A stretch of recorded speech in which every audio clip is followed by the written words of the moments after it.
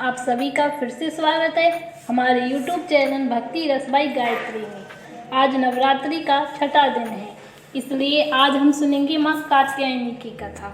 इस दिन माँ कात्यायनी की पूजा अर्चना की जाती है। माँ कात्यायनी की पूजा करने से अपनी इंद्रियों को बस में करने की शक्ति प्राप्त होती है। कात्यायनी माँ को बुराई का नाश करने वाली देवी के रूप में पूजा जाता है। उनके 4 हाथ हैं, एक हाथ वर मुद्रा में है, दूसरा हाथ अभय मुद्रा में है, तीसरे हाथ में तलवार और चौथे हाथ में कमल पुष्प है। प्राचीन समय में कप नाम के एक ऋषि थे, जिनकी पुत्री का नाम कात्या था। कात्या के एक वंशज का नाम कात्यायन रखा गया। ऋषि कात्यायन के कोई संतान नहीं थी।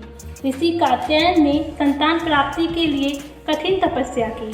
इसी बीच राक्षस महिषासुर देवताओं पर अत्याचार कर रहा था। उनके अत्याचार दिन प्रतिदिन बढ़ रहे थे। देवतागण दुखी होकर ब्रह्मा जी को साथ लेकर भगवान विष्णु और शिव शंकर के पास गए और उन्हें सारा वृत्तांत सुनाया।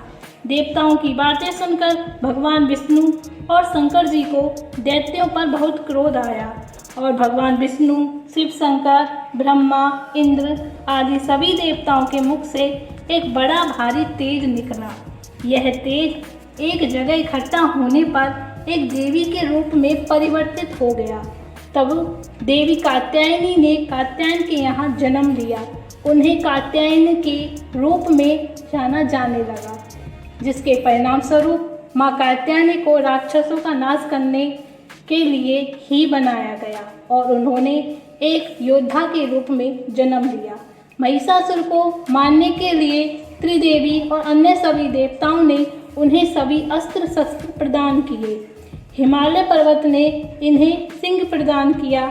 इस प्रकार अस्त्र शस्त्रों से युक्त माँ कात्यायनी विंध्याचल पर्वत की ओर बढ़ी, जहाँ महिषासुर रहता था।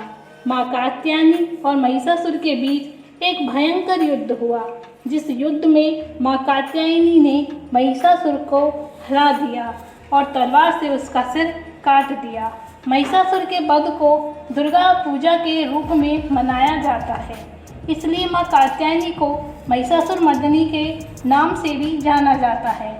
माँ कात्यायनी के इस मंत्र का जाप करें। ओम ह्रीं श्री कात्यायनी नमः।